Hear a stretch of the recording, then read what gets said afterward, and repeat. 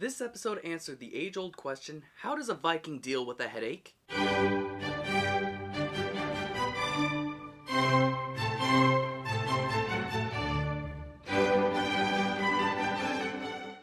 Viking for Hire might be one of the better episodes because its focus was not on the kids but more on Gobber. If you remember in How to Train Your Dragon 2, we see that the Forge has kind of been converted from manufacturing weapons to slay dragons as to more making accessories for dragons, like saddles, baskets, even replacement teeth. And this episode, it kind of shows how that started. You see, because Vikings and dragons have finally made peace, there really is not a whole need for dragon slaying weapons, which was Gobber's job, and he saw it as his calling, his purpose in life, and so he just has this enormous stock of weapons that aren't being used to slay dragons anymore. And so he kind of feels that he has no purpose in life. He's lost his calling, and that actually what makes this a great episode. We kind of see how broken he is and how much pride that he took in being a forge master. And Hiccup takes it upon himself to try to find like a replacement calling for him, thanks in part to Mildew the Troll. He gets the idea to have Gobber help his dad be like the co-chief, because it's getting really hard for him, and it sounds like a good idea, but once it's put into action, it's freaking hilarious.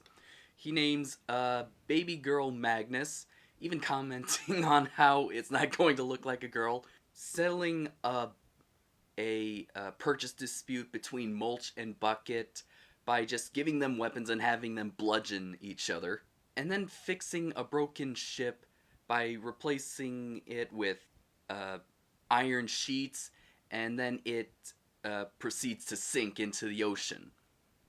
It really doesn't work out, and that's kind of what causes Stoic to have 2 blocks of ice on his head.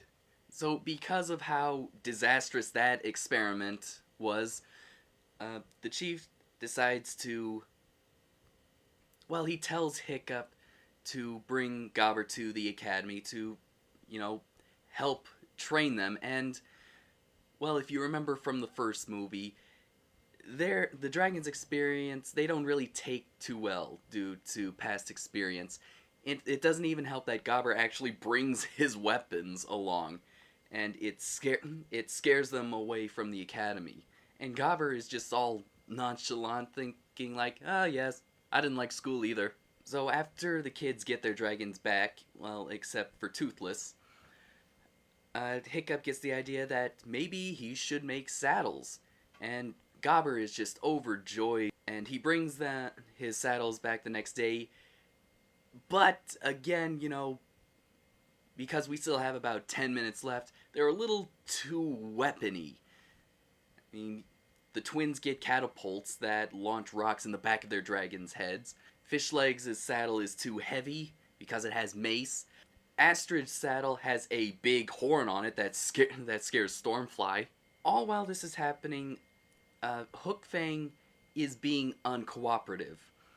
He's lighting his rider on fire, which at this point is starting to look like a running joke. It's revealed later on when Hookfang kind of goes on a rampage, and he's like rubbing his bottom jaw on just any kind of random surface, that he has a toothache. Given the fact that I'm outside the targeted audience for this series, I kind of knew what was coming a mile away because they showed it very subtly, but that really doesn't change the fact that it was very well done. They set it up very well that if you were looking for it, or if you were paying attention, then you would know what the resolution was going to be. And that's kind of what I liked about the episode. So by the end of the episode, Gobber now found his calling again. He's now a dragon dentist, and he's so happy he's singing the song that he only sings when he's happy. I'm not going to sing it because, one, I really don't know the the quality of my own voice, and two, it's kind of much better to hear it from the actual episode. I didn't mention this in the last episode, but uh, because they had to get some replacement voice actors for half of the original cast, some of them actually do a very good job. Nolan North voices Stoic, and he makes it his own, which is actually the sign of a good actor. Is to, because acting, you're not a good actor. Doesn't feel limited by what it, by what a previous actor set up.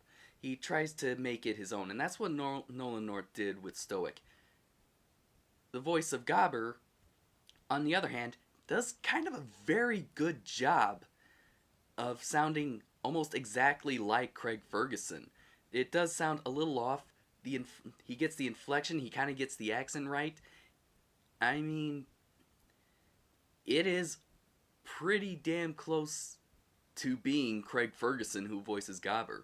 He does have the wit, and again, like the whole show, the humor is still there. So, Viking for Hire, definitely a good episode, a good character arc for Gobber, and a good way to show us the transition from how Berk was in the first movie to how it is in the second one.